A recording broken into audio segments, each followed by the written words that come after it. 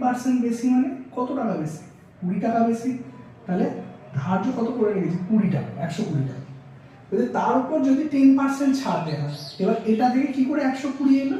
না এই 100 গুণিতক 20/100, তাহলে কেটে দিলে 20 টাকা হয়, 100 সঙ্গে 20 যোগ করে হয় 120। আর বলছে এবার এই ধার্য থেকে কি করেছে না 10% ছাড় দিয়েছে। এই 10% কত হচ্ছে? 12 টাকা হবে।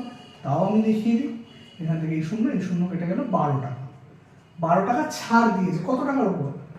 120 টাকার উপর। তাহলে 120 মাইনাস 12 সমান 108 টাকা।